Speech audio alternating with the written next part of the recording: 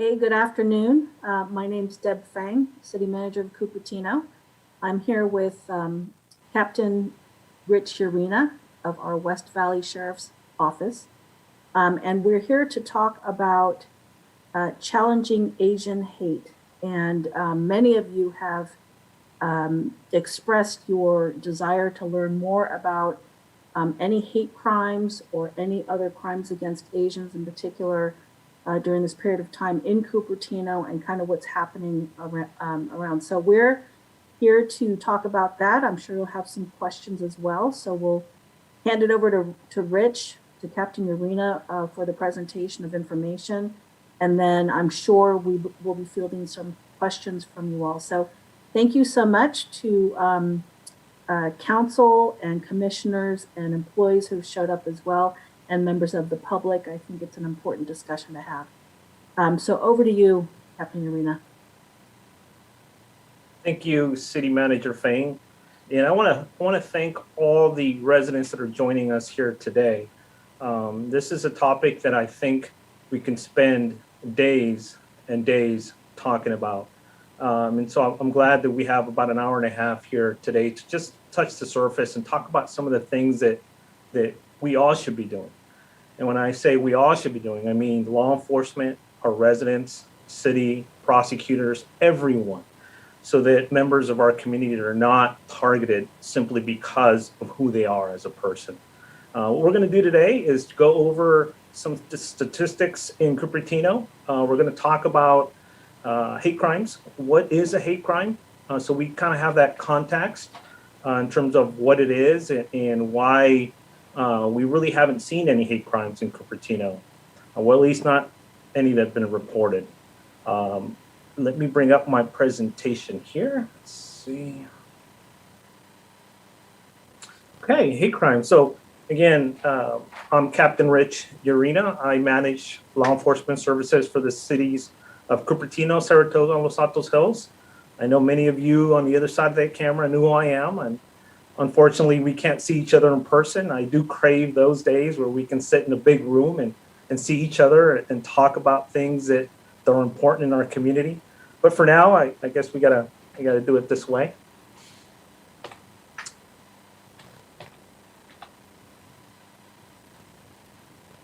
So let's talk a little bit about a hate crime. What is considered a hate crime? So the definition of a hate crime means that it's a criminal act committed in whole or in part because of one or more of the following actual or perceived characteristics of the victim. So it's important to note that it's the actual or perceived characteristics. In other words, if somebody is assaulted because the perpetrator thinks that person is Hispanic, regardless of whether or not the person's Hispanic, that would constitute a hate crime. And that's why it's important to make note of this perception characteristic of the victim: disability, gender, nationality, race, or ethnicity, religion, sexual orientation, or who associates with a person or group with one or more of these actual or perceived characteristics. So when we're talking about a hate crime, it's a very specific type of crime. It certainly can occur in a property crime, in a personal crime, such as a robbery. Vandalism could be a hate crime. There's a lot of different circumstances where hate crime can be committed. However, I will say this, we don't necessarily want residents and members of the community to pay too much attention to this. I wanted to bring this out simply to be able to explain what a hate crime is. What I do hope you take away from this presentation really is the need for you to call us, to call the sheriff's office, call your local police department, let us know what happened, let us know what you're seeing, and let us look into the circumstances of that incident to see if it fits in this criteria. And if it does, I'll go over kind of what we do when we do encounter these hate crimes. But if it doesn't, it doesn't mean that it's still not going to be handled appropriately. It will be handled appropriately, but it won't fit into this hate crime criteria. Let's look at some numbers in Cupertino. So what I want to do here is bring your attention to 2019. So one of the things we're doing is we're really paying attention to the crimes that are occurring in the city. And then we're trying to figure out, are certain demographics being targeted in the city? And so what we did is we looked at the total number of robberies in 2019. We had 11 in 2019. And of those 11, we had 3 that the victims were Asian American. And again, assaults, we had 50, 2019, and the number of Asian Americans were 15.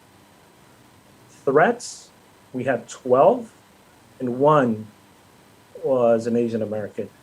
The reason we pulled these 3 categories out or because these are what we call personal type crimes, right? I had mentioned that certainly a hate crime can be committed when somebody vandalizes, let's say, your car or your house by spray painting something or certain words.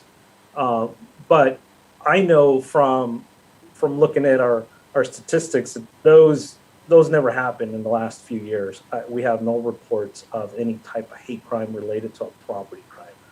So what we wanted to do is really look at these 3 categories to see if there were any comments made, if the victim had been targeted based on their race, ethnicity, so on and so forth. And we didn't find any. However, the percentage of Asian Americans that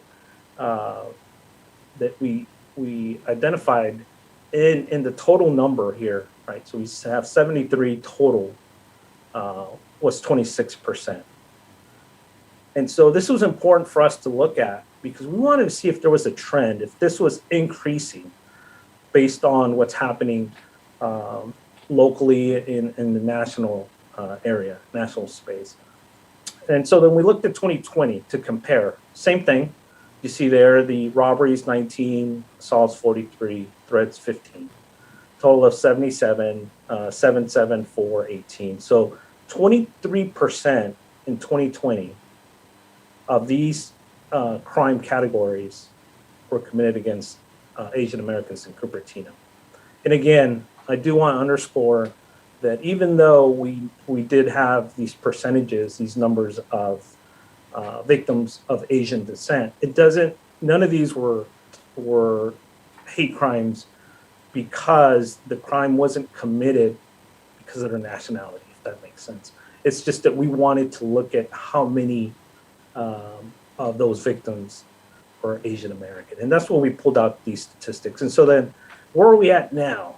Again, 2020, we're comparing 2020 to 2021, January through the month of March.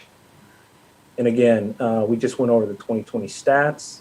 2021, so far this year, we have had 6 robberies, 8 assaults, 3 criminal threats, total of 17, and 3,104, so 24%.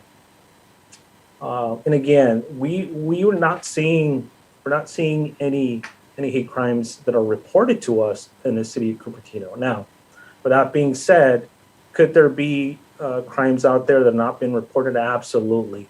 And I'm here to tell you today to please call us.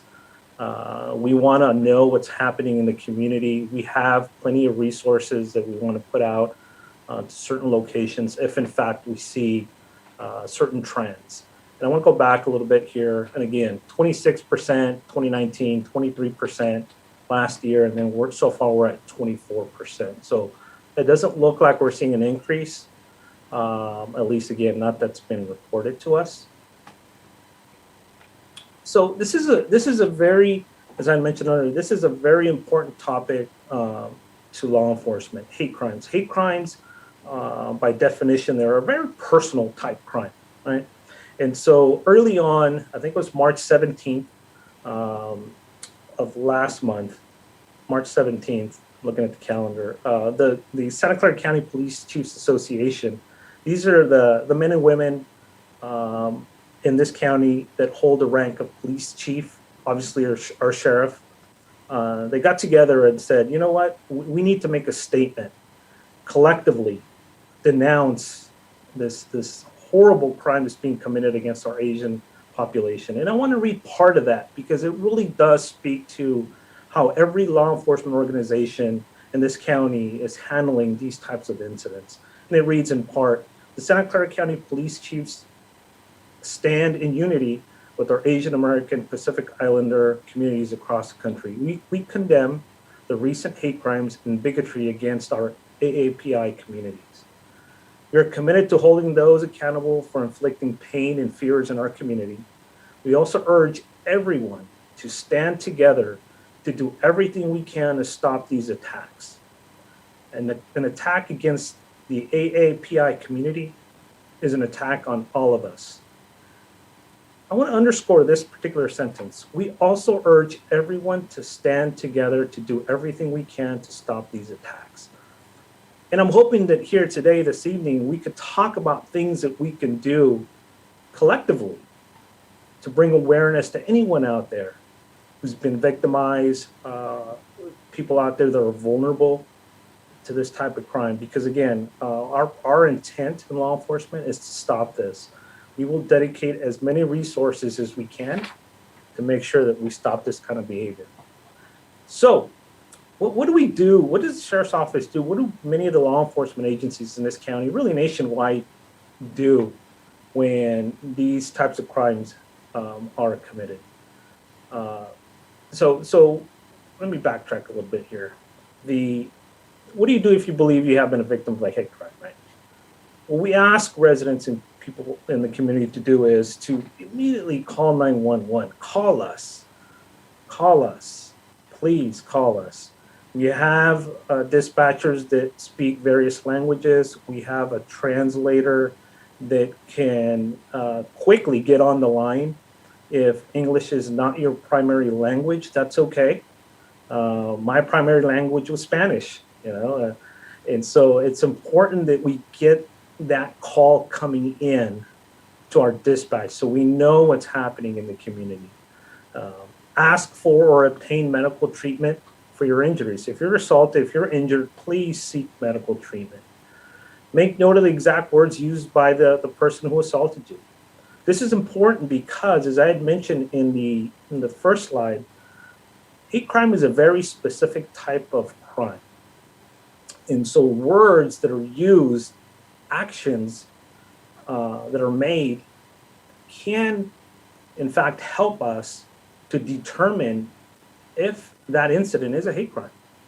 And so we ask that if you are, unfortunately, you'll never will be, but if you are assaulted or if you see somebody being assaulted, listen to what is said, listen and look to see if there's anything there that makes reference to the person, whether it's their ethnicity, gender, makeup, religion, so on and so forth. Video or photograph the scene properly if you can, then help us apprehend the criminal. And what I mean by that there is, we want to know what happened.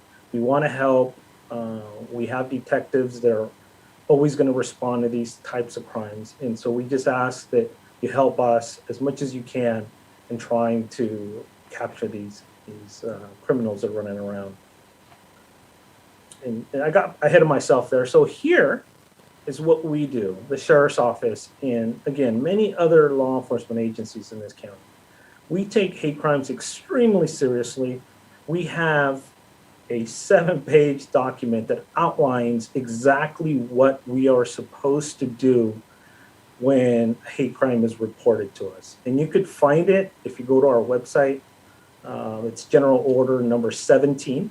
If you go to the Santa Clara County Sheriff's Office website, go under policies and procedures, and you'll see there's a bunch of them there, but it's General Order number 17. And what it says is deputies shall document the incident and preserve the evidence. So that is not an option, that's a shall. You need to go out, the deputy will go out, document the incident, figure out what's happening, ask very specific questions.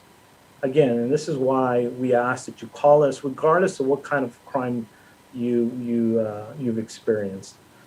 Supervisors must respond to the scene immediately. And so not only is a deputy going to be at the scene, but a supervisor will be responding to the scene as well. And that supervisor is required to contact management, myself, right? And so my role and responsibility at that point is to ensure that the investigation is handled thoroughly and that all the resources that we need are being utilized so that we can solve this incident and make sure that the people are protected. Detectives may very well respond to the scene and take over the investigation. We're also obligated to notify the chair of the board of supervisors, as well as the director of county human relations within 3 days. That's per ordinance. And then we're obviously we need to work on this issue as a community. And so what we do is we work with various community leaders to bring attention to this problem and make sure that, again, we allocate certain resources to certain areas so that we can combat this type of behavior. Again, this kind of behavior should not be tolerated by anyone. Being targeted for who we are really goes to the core of who we are as people, meaning that if I've done nothing wrong and I'm being targeted, there's something wrong with our community. And I hope that you all see that with us and help us bring awareness to this and point us in the right direction so that we can do everything we possibly can in law enforcement to stop this behavior. Sheriff's Office website substation, just some information there. You could always text 911 if you can't make a phone call. Please feel free to text us.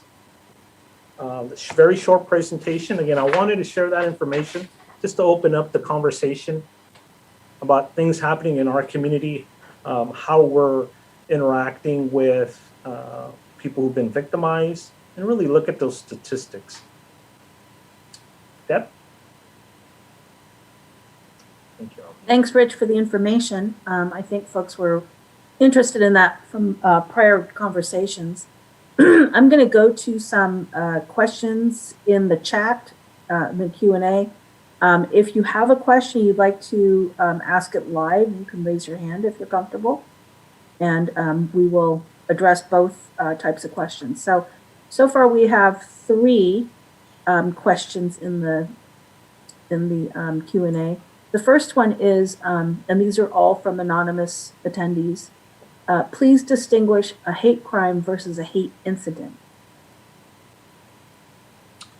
Yeah, so that's actually a good question. That's why I wanted to paint that picture of what exactly is a hate crime, right? And there are specific elements that explain when the incident is a hate crime. And hate incident, I'll give you an example, can very well be, we had this situation, I want to say last year, where somebody was in line, one of the local shopping centers here in Cupertino, and was upset at the person behind them and said something like, you know, you brought this pandemic here to the country, right? The person who said it was saying it to an Asian American, and that person clearly was being rude and was really saying something hateful. That's what we would call a hate incident. Now, keep in mind, we do have our First Amendment, freedom of speech, so there are certain things that you shouldn't say, you can't say, or certain things you can say. And that particular statement of, you know, you brought this pandemic here to the person who was Asian, was something that's protected under a First Amendment. So obviously, those kinds of incidents, we want to know.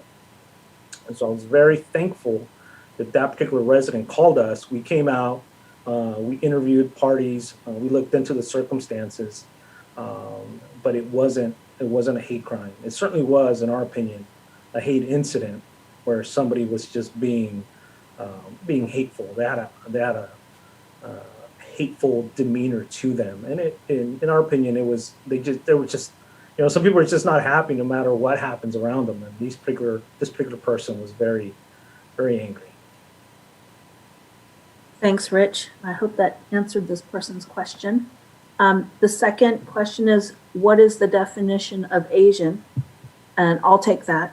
In fact, if you read what the Census Bureau notes say, Asians are persons having origins in the original peoples of the Far East, Southeast Asia, or the Indian subcontinent, including, and I won't list all the countries, but Cambodia, China, India, Japan, Korea, Malaysia, Pakistan, and the Philippine Islands. And of course, you have all the Pacific Islands then to also include. So it's a good number of different ethnicities and backgrounds in the Asian culture that's kind of encapsulated in that term. I hope that answered that question. Next question is, has the Southeast Asian, Indian and Pakistani in parens, community experienced hate crimes? We have large communities of both Asian Americans and Southeast Asian immigrant and American communities. Do you want to talk about that? We can, Rich? Yeah. So again, we haven't seen any crimes against the Southeast Asian community. Again, I think that the first question about hate incidents, we have received reports of a motorist yelling obscenities at other motorists. And I recall a couple of incidents that did involve our Southeast Asian community. But in terms of crime, hate crime towards them, towards that population, we have not. Okay, thanks, Rich. Mm-hmm. I'm going to go next to this question. I don't see any, I see one raised hand in the chat. So what I'll do is I will go to Lily, who's asked a question in the Q&A, and then I'll go into the raised hand and go back and forth. So the next question is, how do trends in crimes against Asians compare to Cupertinos in our neighboring cities, such as San Jose? Do you have information like that? I don't have specific information. What I can say is, maybe I should whisper this, but we have the best community in Cupertino. We really do. Those of you that have seen me out and about, the sheriff's office takes a lot of time to try to communicate with the residents at the ground level. That's why you see us at the Diwali festival. That's why you see us at, you name it, any festival, 4th of July, which probably won't happen this year, but there's a bunch of events that we have in the city, and you see us there all the time. And so we're able to communicate about things and really encourage folks to call us, point us in the right direction if there's a parking issue, if there's a dog barking issue. We take that small town police department approach with our community. And I think it's paid dividends because the city of Cupertino is one of the safest cities in the state, if not the country. And so I think that really speaks to the community and the expectations from the community. And so I don't have any statistics of San Jose, but certainly they're larger, so you would expect a little bit more crime in a city that's larger than Cupertino. So thank you. I'm going to go to Kevin. He has his hand raised, and I'll allow him to talk.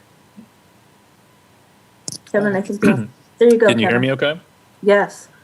Hi, thank you, Supervisor, and thank you, Captain, for your time. Earlier, you outlined what an investigation would entail, and you mentioned that like supervisors must respond immediately / management must be notified immediately. Is that, I just wanted to clarify, is that unique only to hate crime calls, or does that apply to any crime in general? Well, we do have certain crimes where it does follow kind of that protocol, but my outline is specific to hate crimes. Very specific to hate crimes. So again, it's under General Order 17. You can find it on our website, but it outlines the expectations that we have, that I have, that the sheriff has on our frontline staff that respond to these calls for service. One of the things I think you'll agree with is the sheriff's office, we respond to any and all calls that we get from the community. I don't know about other agencies. I won't speak about what they do or don't do, but we take pride in being able to respond to that call that you made, regardless of whether or not it's a crime. We want to respond and figure out what's going on. So when I outline that particular protocol, it's very specific to how we handle hate crimes. Hope that answered your question, Kevin. I'll go back to the Q&A. Connie asks, how do you track hate incidences? Yeah, so every call that we get that comes in to us through our dispatch, maybe somebody flags down a deputy, maybe a deputy's having lunch and somebody says, hey, you know, I want to report this or the other. Those are all tracked. Those are all tracked with what we call a case event number. And so we're able to go back and look at really what's happening in the city at any given point. We look at crime weekly. And so we look at every single call that comes in weekly. And so we're able to see what's happening. And so we have a tracking mechanism, if you will, that our analyst uses to see what's happening in the community. Now, with that being said, there is no formal documentation for incidents that involve hate, because again, they're not crimes. They're just rude people out there. They're very inconsiderate, and I think many of you have encountered those folks. You know, I see them all the day when I commute to work. You know, there's some people out there, I tell you, they're just angry for whatever reason. And so we look at that to just make sure that we're not missing something with those types of calls. Thank you. I'm going to go to hands raised. Marie, you're next. Go ahead, Marie. You're going to have to unmute yourself. *9 to unmute yourself.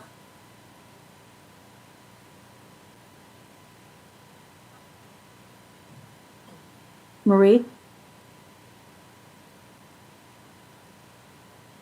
Can you unmute yourself?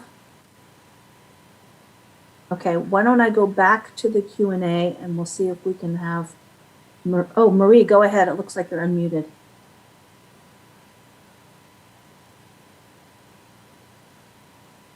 Marie? Okay, I'll go back to Marie when we can figure out her audio. I'm going to go back to the Q&A. Should you report hate incidences? Absolutely. Absolutely. And thank you for asking that question. We want these kinds of incidents to be reported. Again, let us look into those circumstances. Let us figure out who this person is.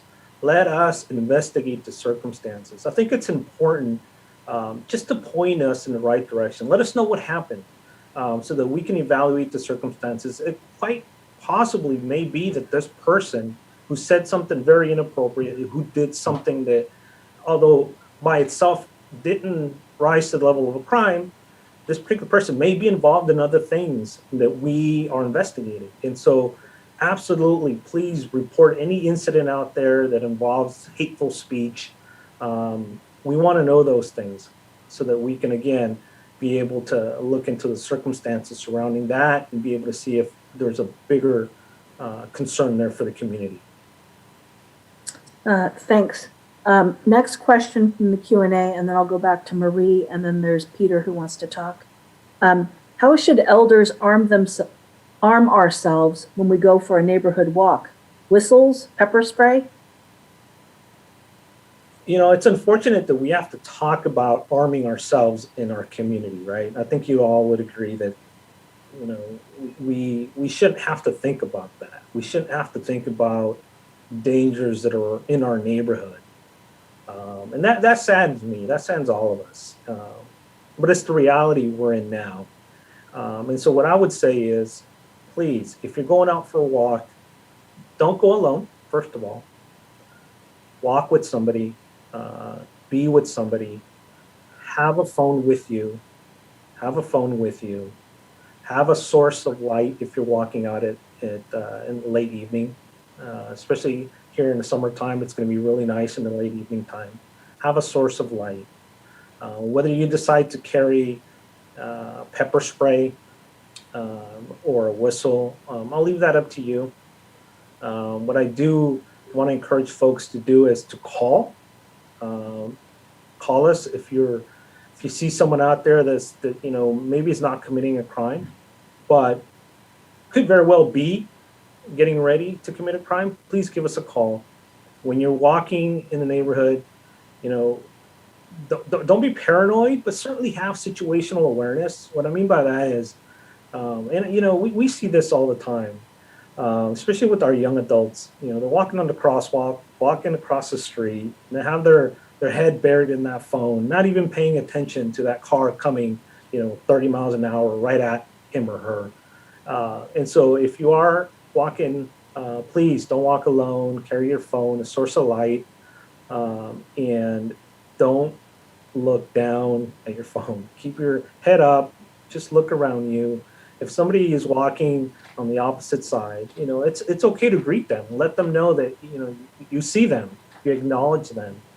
That helps, especially when somebody who's looking to victimize someone, because just that interaction of waving or looking at that person is telling them that you're looking at them, right? As opposed to having your head down, looking at your phone, walking.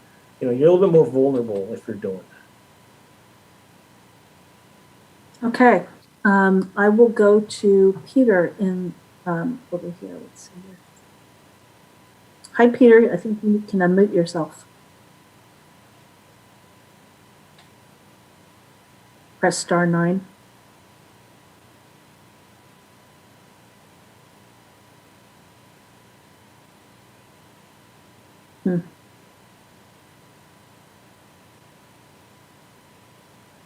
Could you hear me?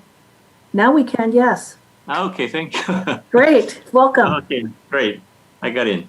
Thank you for the hard work all the time, for all your public works. We are safe.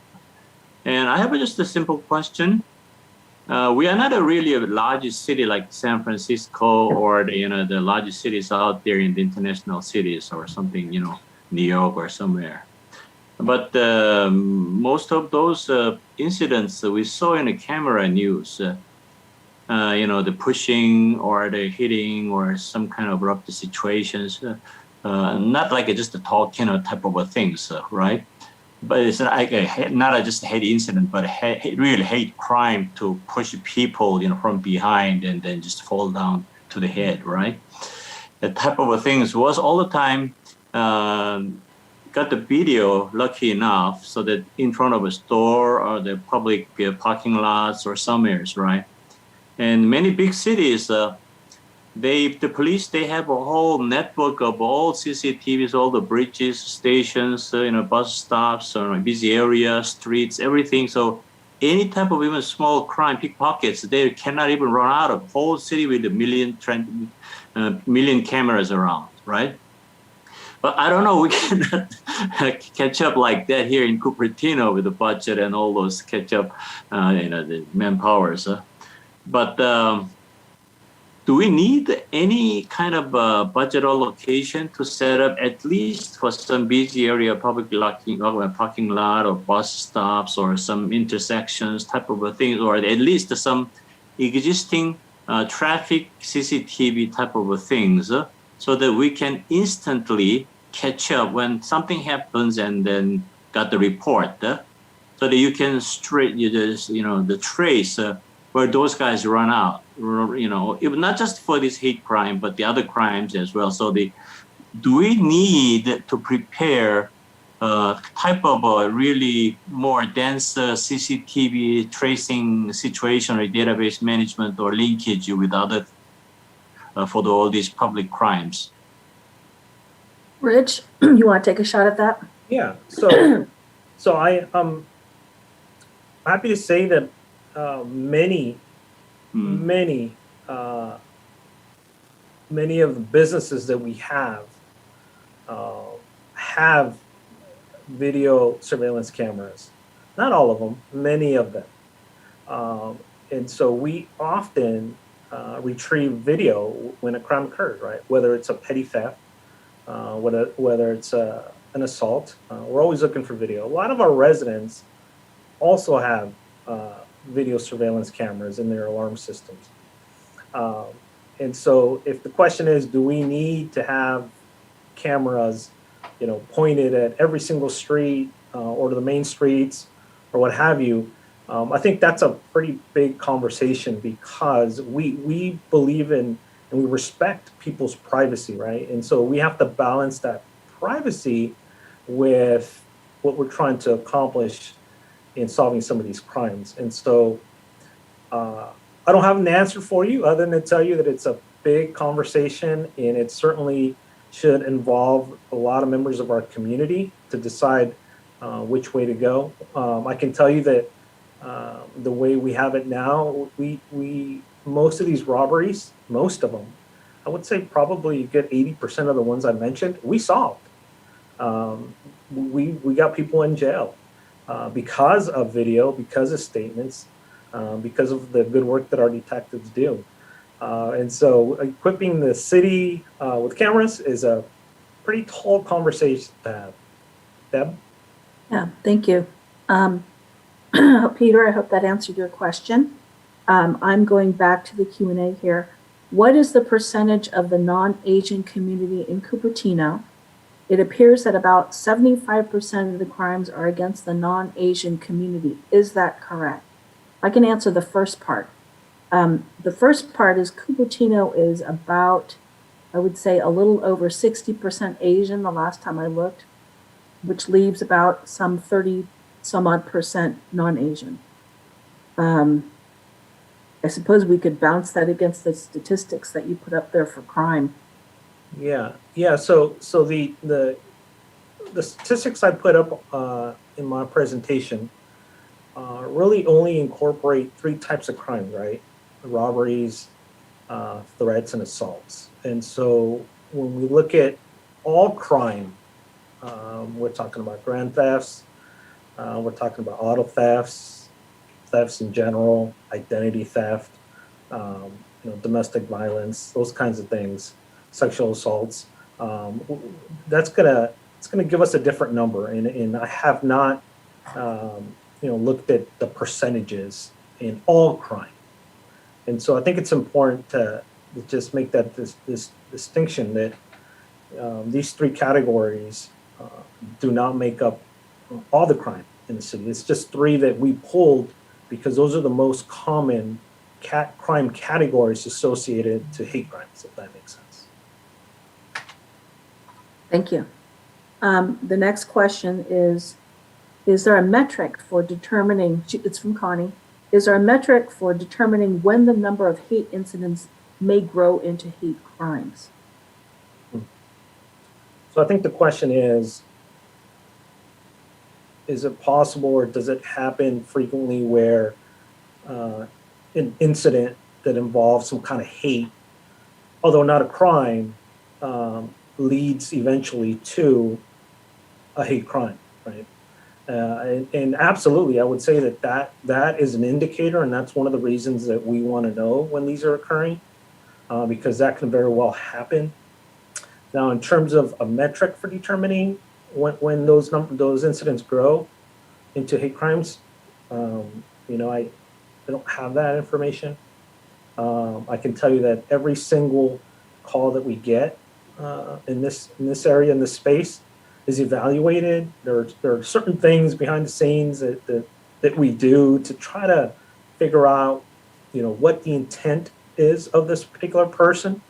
And I'll spare you all the details, but it involves finding out who they are, finding out what's going on, finding out if there's any pending matters in court, if you will, that could add to why this person is doing this. And so we don't have that metric, but we do a pretty comprehensive investigation when these kinds of incidents come to our attention. Great. These folks are making my job really easy because these questions are for you. Are hate crimes or robberies reported on the website? Yeah. So we do put together a weekly report, and I do believe, Deb, that it's posted on the Cupertino website. I think folks can go to the website and see the weekly report. You'll be able to read the circumstances surrounding crime in Cupertino weekly. Yeah. We also send that out in our items of interest too. My newsletter. Okay. Kevin has a question. How should hate incidences be reported? 911? Yes, absolutely. Please just call 911. Get us there as quickly as possible. Again, This presentation, is somewhat brief, and we don't expect residents and members of the community to fully understand what exactly is a hate crime. So that incident that just happened in front of you, may very well be a hate crime. We want to know that right away. So call 911. If the dispatcher is involved in something different that is like a life-threatening type call, they'll put you on hold for a second and then come back on and get your information and get us going. So absolutely call 911. Great, thank you. Next question from Connie. How can residents help each other? Also, how to let those who make hateful statements know that they are well outside the norm. I do not think hateful speech is just rude. It is much more than rude. It's an implied threat. Yeah, so residents should get to know each other in the community, right? We need to know who we are in the community. And so the way we help each other is really looking out for each other, knowing that your neighbor's going out for a walk in the evening time, watching them walk away, looking at their front door, make sure it's closed. We got to take care of each other. And that means that we look out for each other. And so to that extent, if there's something you can do for your neighbor to help them, that's what we recommend. Well, I think the second part of that was how hateful speech, what was the question? I do not think hateful speech is just rude. It's more than rude. It's an implied threat is kind of her point. Yeah. So the implied threat could very well be a crime. And so again, this is why I'll keep saying it, this is why we want to know what's happening. We want that call. That implied threat, depending on what was said and how it was said, could very well be a hate crime. And we want to document that. But again, when folks are using this hate speech, you have to really look at what we call the totality of the circumstances, everything that's going on at the time.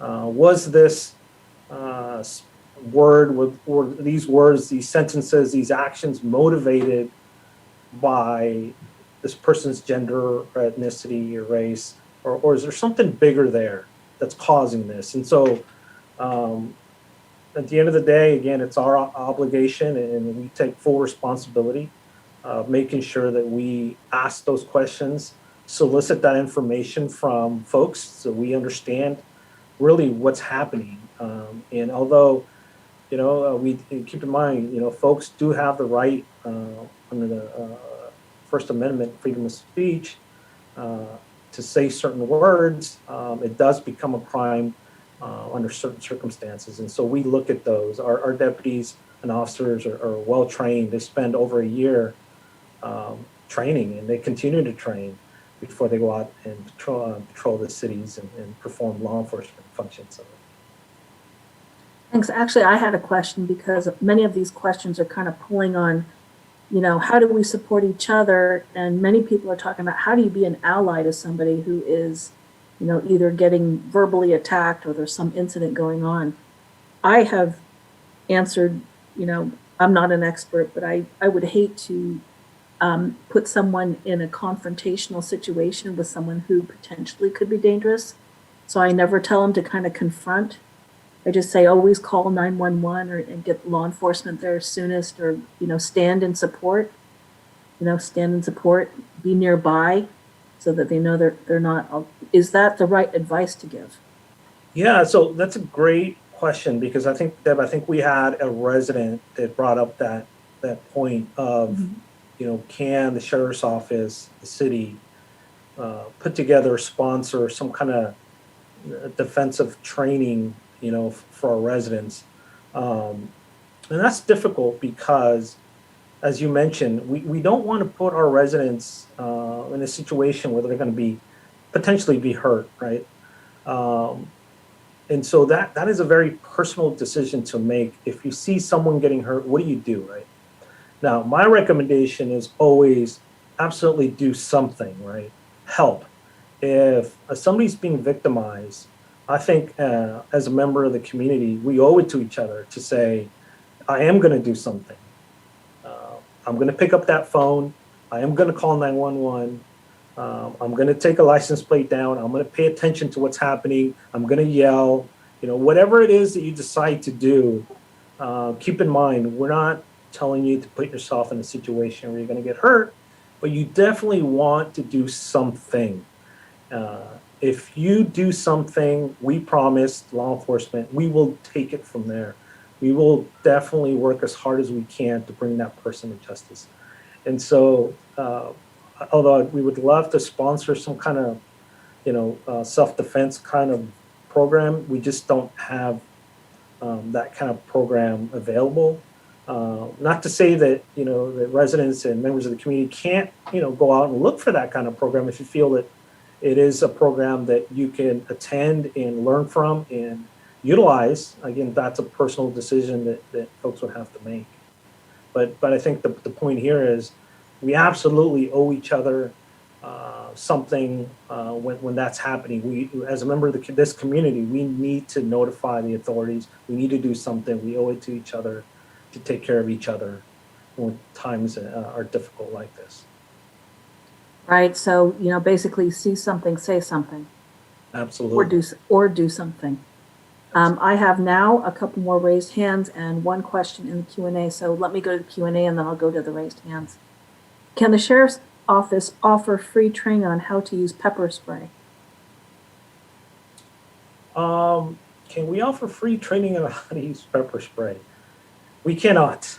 We cannot. I can tell you that there are organizations out there that do provide training on the use of again, personal tools, pepper spray being one of them that you could learn how to deploy it.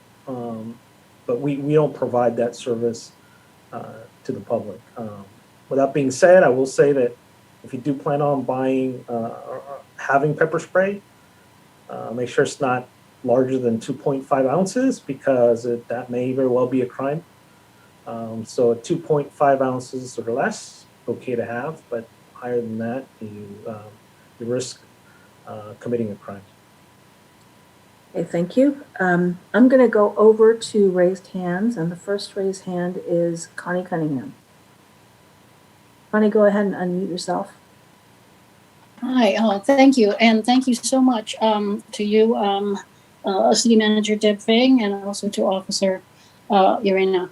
I think this is a really good opportunity to talk about these issues.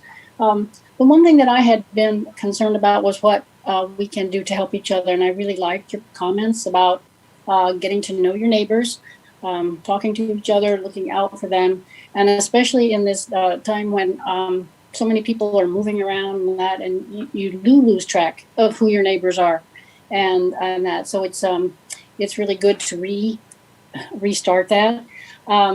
What I had seen on television, and so therefore I have no way of saying it's a good thing or not, but there's something called the 5 Ds of D as in David, of bystander intervention. And it's something that I would have to look into to see if I thought it was good for me to do. But it's like the 5 Ds are to delegate, like call 911 or find the store supervisor, that kind of thing. And then to document it and to delay it by, sometimes you could apparently just talk to the other person and notice that they're there, kind of like what you had said earlier, Captain. And so it's something that was new to me, the idea of trying to get involved. And the one thing I hadn't thought either was that you could actually talk to the person who was victimized or somehow make them feel better. I had always thought that the person being victimized would prefer to be left alone. And so anyway, this is a really important conversation, and I want to thank you very much for having it. Yeah. Thank you, Connie. Thank you, Connie. I think you bring up some really good points, and that is we must not remain silent. We can't. I think we owe it to each other. We have an obligation to help, and we all have to look within ourselves to really figure out what that means, right? Some of us are a little more capable than others. Perhaps you could talk, yell to the person that is assaulting someone, right? Perhaps you don't have that ability. and you can call. I mean, there are these, the bottom line is we've got to do something. So thank you, Connie. Thanks, Connie. I'm going to go to Peter Shin. Hey, Peter, you unmute yourself. Unmute. Sorry. Okay, there you go. That's Okay. all right. If there is some kind of a hate crime with some violent situations, anybody just could react, right? As long as there's some real incidents. But like some bad words and those type of things, instead of just calling police, is there kind of a legal standard word give official warning to that person that every citizen have there in their wallet so that they can talk officially? What you are talking is this, or something like that. That may be a very powerful warning to that person. So instead of getting upraised to a different situations, probably guiding all the citizens, people, and saying that what you're talking, what you're behaving is this by law, you're in trouble. You could be in trouble or something like that. So is there any standard wordings that could be developed by police or the city so that we can have that spread to everybody, so that when that one word officially talked out, then that person will realize that it's going to be legally a big issue or something. Yeah, I think thank you, Peter. I think the best thing to do really is not engage folks, that are using words to put us down, right? Words that may not necessarily be considered a crime to use certain words, but are definitely, hate speech, right? A couple of things come to mind. A couple of statutes come to mind under California Penal Code 415. There is disturbing the peace, meaning that if somebody is harassing you, even though, again, it may not be a hate crime, it could very well be that they're disturbing your peace, right? And so when you call us, again, depending on the totality of circumstances, we're going to talk to you. We're going to find out what happened. We're going to ask you specific questions. And then because that particular crime is considered a misdemeanor, we may ask you if you want to press charges, right? And that's certainly up to you. The other statute that comes to mind under that same section is challenging to fight, right? Somebody challenged you to fight, that could, again, very well be a crime. So there are a lot of statutes that we look at to see what we're dealing with. And that's part of the training for officers, for police officers, deputies, is to really understand, what fits into the criteria for a crime. And so although your question is there a statement or something that we can have so that we can read or say to someone who is potentially, harassing us? And my response to that would be, one is to just walk away, let them know. Don't give them that feeling that they're, in charge of this this conversation. You just walk away. No need to engage. Certainly call us again. But I think that if you had somebody who was very aggressive, saying, you're an idiot or whatever the case may be, in an aggressive way, and again, because they're mad for whatever reason, and you said something to them, I think it sometimes that can be explosive. And again, we always recommend residents not engage in those kinds of circumstances. Instead, walk around, don't give them that pleasure that they irritated you, that they got to you. Just, walk away, call 911, call us, we'll show up, we'll figure out what's going on. And if there is a crime there, we certainly will take action. Thank you. Peter, I hope that answered your question. I have no more questions in the Q&A, and I don't see any raised hands. I will. What? Go ahead, Deb. I was going to ask you a question about, it just occurred to me that there may be a fine line between, or maybe there's not, maybe you described the difference between a hate incident, like we've been talking about, and bullying, because it is a form of bullying in my book. And You know, how do you deal with that? Say if you're, and what's the difference? Yeah, you're right. You're absolutely right. Bullying could very well be hate crime, depending again on the circumstances. Again, keep in mind if somebody is, say, for example, you have a person who is pushing, an Asian American at a store, a shopping center, just pushing that person, yelling certain words, just pushing that person, saying, you brought this to the country or what have you. That's a hate crime. Being that bully, being that aggressive person, pushing that person, that's a hate crime. We want to know that. And I have a strong suspicion the members of our community, are not calling us. And so if that happens, yeah, absolutely call us.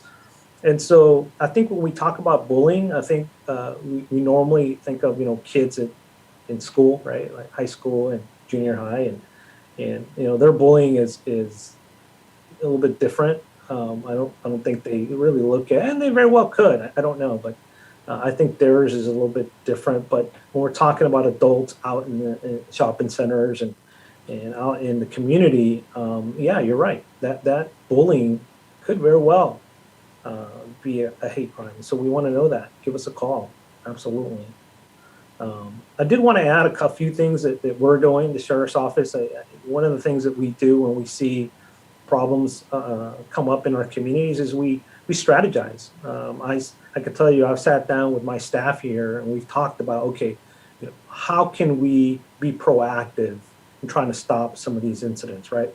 And I think many of you have seen deputies out at Main Street, Cupertino, or maybe Crossroads on bicycles.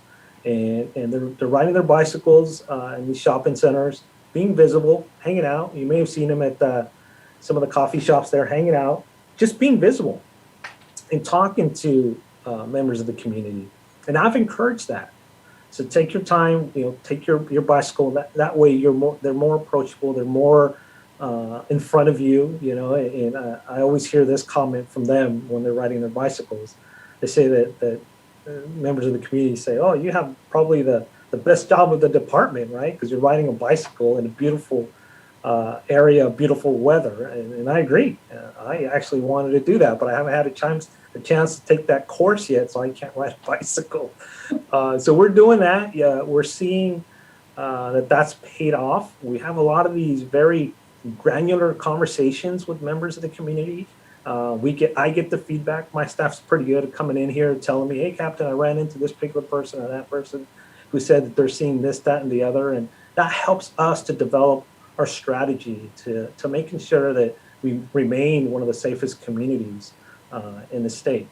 We're tracking, as you saw there, we're tracking all these incidents that are coming in to our dispatch, to our deputies, so that we can understand what's happening. And that's one of the reasons we really like giving the city this weekly report of all these things that are happening in the city, because it forces us to look at that and say, hey, why did we have 4 assaults this past week? What's going on?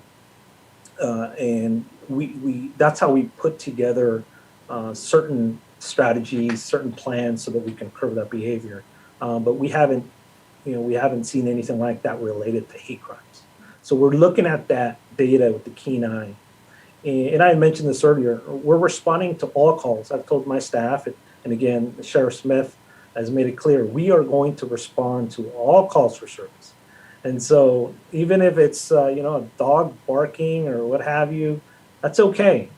If you want us to respond, we'll go out there and see what's happening. And we make that commitment because oftentimes what folks call in is not exactly what's happening. And so somebody may be calling in and saying, there's a dog in the backyard barking. And we show up and it's not just a dog barking, it's a dog trying to defend that property because someone's in the house, and so we are making a commitment that we will respond to all calls out there. We're available to the community at any point. I think many of you know that I enjoy going to community events, talking, being able to give information of your particular neighborhood. And then really having these kinds of conversations in this open forum, just ask questions, I think really helps so that we're all kind of on the same page of what we're doing, what the sheriff's office is doing, what you're doing, what we expect our residents to do or not to do. And what we're saying is don't get involved, don't get hurt, do something, see something, do something, see, what was it again, Deb? See something? But see something, say something, and now Yeah. do something, right? There you go. Call to action. Call to action, absolutely. Yeah. I have a couple more in the Q&A. I think this is a question. It says, the district attorney determines if there is a hate crime versus an incident, question mark. So does Yeah. the, Yeah, so they could because again, once we get all the information of that particular incident, if it in fact appears that it is a hate crime, it will be submitted for them to the district attorney so they can review what was said and then determine whether or not it was a hate crime. Absolutely. But I think what we're talking about here is, you know, we respond to a call for service because a couple of shoppers are arguing, and one person says, you know, something very inconsiderate, you know, not necessarily challenging the fight, not necessarily committing a crime, certainly on the border. And those incidents are the ones that don't rise to that level, but certainly things that we want to know. So those incidents could very well be documented and sent to the district attorney, depending on the circumstances. And we have done that in the past with other crimes. We do it frequently, but not with these hate crimes. Hate crimes are pretty clear to us when we're looking into that particular incident and asking questions. Deputies are trained on figuring out exactly what happened to be able to, what we call, establish those elements of that crime. And so when we're talking about a hate crime, they're pretty obvious to us. great. And then this one's more of a statement, and maybe they're asking for your remarks. Anonymous attendee says, I think a lot of domestic violence happens in many Asian homes, more than most think, but because Asians are conditioned to take the pain and suffering and never cause elders to lose face, very few report incidents and very few dare disrupt the status quo. This is part of Asian psychology that needs to be unpacked in order to get more Asian participation in the community.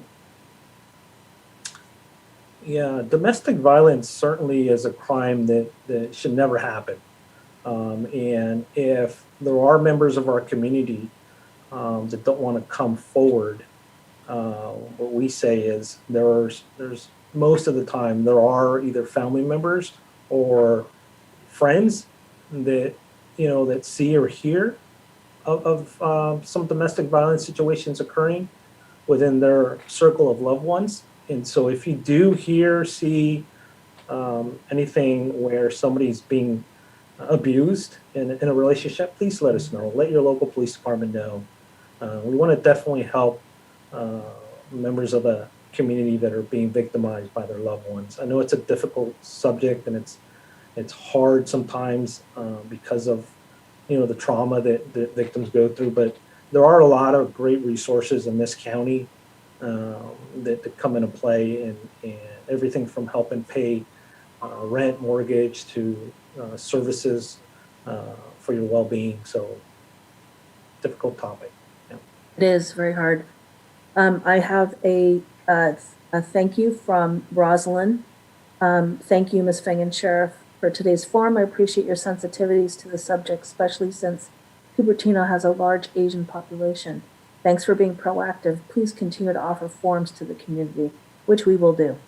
We have our commitment. The next question is from an anonymous attendee. It's more like it's a statement, maybe you could remark. The domestic violence question is very important. Please educate what this actually is. Excuse me. Domestic violence is battery against a loved one, right? So when we're talking about domestic violence, we're talking about a crime that's been committed when a person's in a relationship. It doesn't have to be husband and wife. You know, it's a relationship.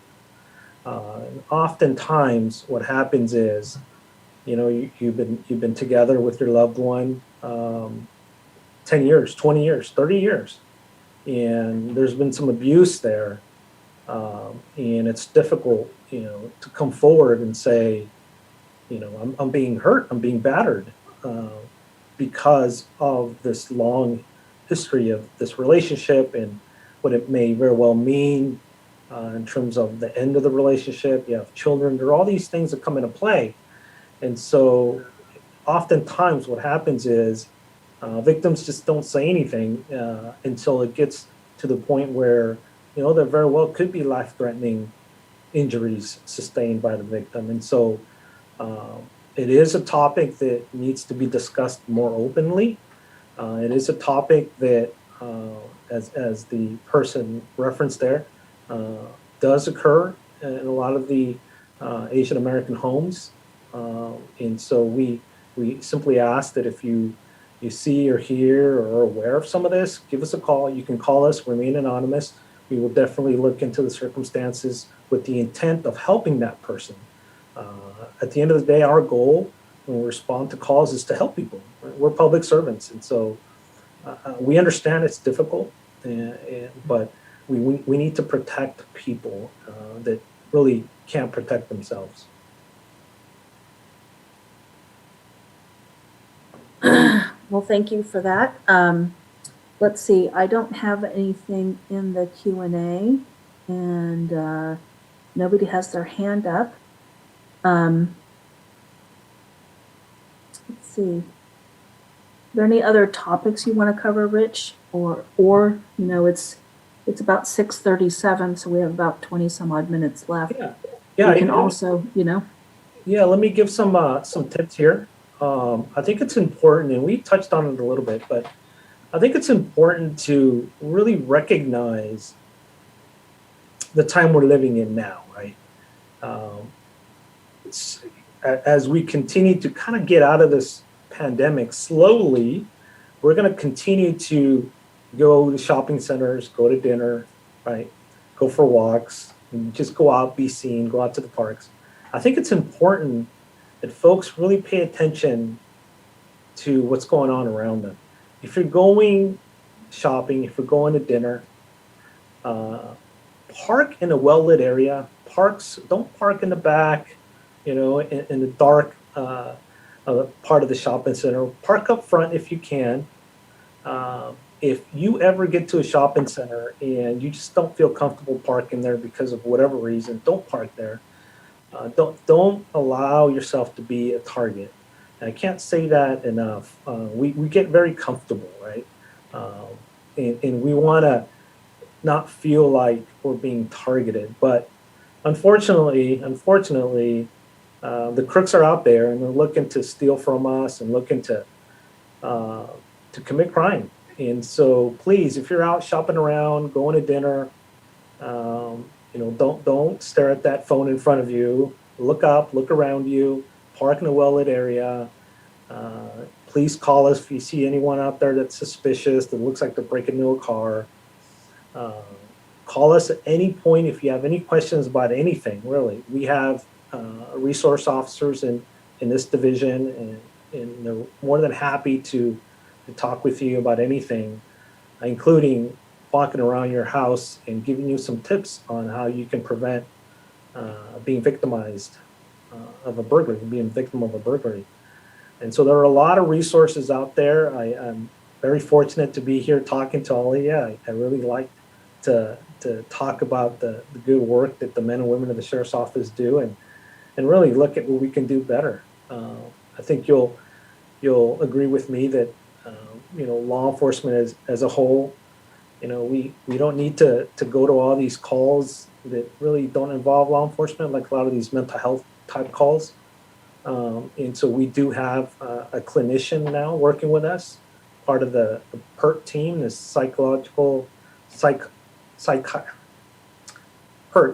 psychiatric emergency response team, sorry. Psychiatric emergency, the PERT team. And so they've taken a lot of these types of calls that require a clinician, somebody who's an expert in determining what kind of resources are needed, to help people. We paired that clinician with the deputy, and so you'll see him out and about helping folks. If there are folks out there that are unhoused, and we need to do something to help them, again, our PERT team's out there providing resources.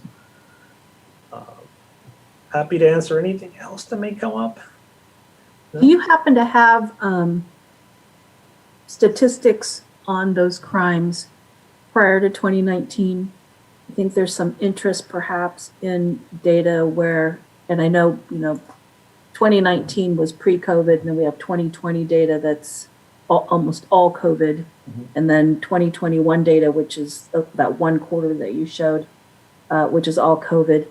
And what are your thoughts on things like, I know you have 3 categories you included in that data. I'm wondering if you have, do you categorize the data when someone has a catalytic converter stolen, like car theft? Mm-hmm. Do you then, keep track of ethnic background with people that have been victimized that way? So we are tracking every single catalytic converter theft, right? And A lot, yeah. Yeah, presenting it to the Public Safety Commission when we meet, and so that is a crime that is on the rise. However, in terms of pulling data from those types of crimes, it would be something our analysts would do, but I don't have that kind of data. And so, Deb, what you're referencing is looking at all crime and then pulling out the ethnicities of the victims. Is that? Yes. So like you, I know on your stats, if you can pull up your chart again, but on your stats, you have 3 categories of the type of crimes that you pulled out folks that fall into the Asian category and showed total number of crimes in those areas. Yeah, like here. Yeah, that'd be good.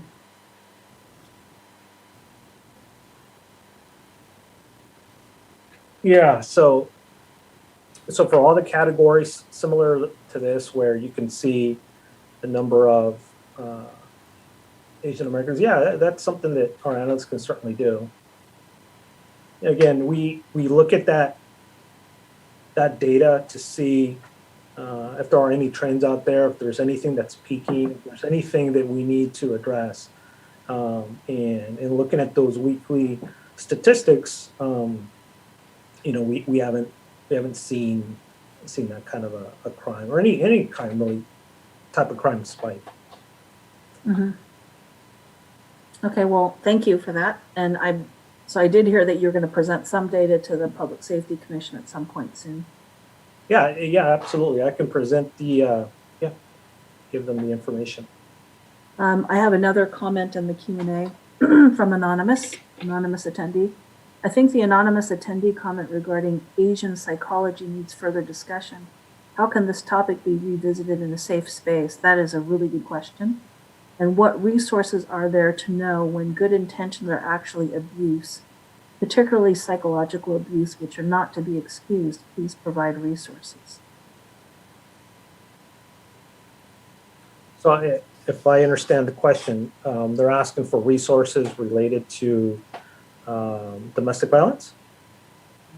I think so, because the Asian psychology comment about domestic violence and keeping quiet or not wanting to disrupt things in the family perhaps needs further discussion. So this person says, how can this topic be revisited in safe space, number 1? And what resources are there to know when good intentions are actually abuse, particularly psychological abuse, and not to be excused? Please provide resources. I think it might be educational resources, or that's the only thing I can think of. And I think that the question about the ability to discuss this topic in a safe space, there are nonprofits organizations that do create that that space where people can talk about it, particularly victims of domestic violence. I believe that this was the topic. The city, and you can certainly answer for the sheriff's department, we can probably find resources to kind of post and make people aware of. But in the city, we don't have like mental health professionals or anybody trained at that level to be able to lead discussions on these really important topics that way. So we're going to have to maybe find resources in order to be able to do that. It's a hard thing to do too. Yeah, and I know the Public Safety Commission, they've been working in this space. I do brief them when we meet on incidents in the city at a high level. Certainly, it's a very private event that happens, and so we don't disclose specific information, but it is something that the commission's looked at. And certainly what I would ask is that for this person to please feel free to attend the Public Safety Commission, which is going to be May 13th. You can find it on the Cupertino website, but also you could always go to the website for Next Door Domestic Violence. I believe it's the Domestic Violence Next Door Domestic Violence Services. They have a lot of great resources online. We have some good resources. Happy to connect you with members of the community that can help as well. You can find my email on the website as well. Send me an email, and I certainly will give you some resources and point you in certain directions. Thanks, Rich. We have another question that just came in from Yafan. To respond to the resource question in the Bay Area, try Asian Women's Shelter nonprofit website online or Futures Without Violence nonprofit. So that's Asian Women's Shelter, which is a nonprofit website, or Futures Without Violence. I'm hoping the person that's asking for those resources is listening. Excellent. Yeah, that's really great. Thank you very much. I could go into some personal anecdotes, but I'm not sure that this would be it. So we can always create another community forum and maybe we figure out how to, I always figure these are one in a series of community forums driven by what comments and questions and things that I get, input that I get from the public about what's important. And this one was really about safety and how do we keep each other safe. So thank you very much. If there's anybody else, it's about 6:50 and I do not see any more questions in the Q&A or raised hands. I will say though, Deb, that I think that the next one that we have, we want to hear from the community. Right? It doesn't have to be a question. They don't have to ask us a question, but let's hear from you. What are you seeing out there? What are you hearing? How do you feel? I think for the next meeting, we want to put an emphasis on the community speaking out to us so that we can hear, how they're feeling. Right. So I that agree. we can understand that a little bit better. Right. With that, I want to thank everybody for coming. Probably getting close to dinner time for many people, but I want to thank everybody for coming because these kinds of discussions are not easy to have. Oh, we have a couple, sorry. Just thank you for the forum and thank you to you, Captain Urena, for caring to help everybody in Cupertino, which is your job, I suppose, and also each other's jobs, but you certainly do an awesome job of keeping us safe. And thank you from both Donna and Connie for the forum. So thank you, everybody. I hope you have a nice evening. And again, we will be doing this again, and we'll be able to maybe frame it up a little differently. There's a person named GS. Is it possible to get a recording of this meeting? Likely it will be posted to our Cupertino website. Give us a couple of days and it should be uploaded. I hope I'm not speaking out of turn, but it is being recorded, so we might as well post it. So it will be there. Thank you. Good night. Have a nice evening.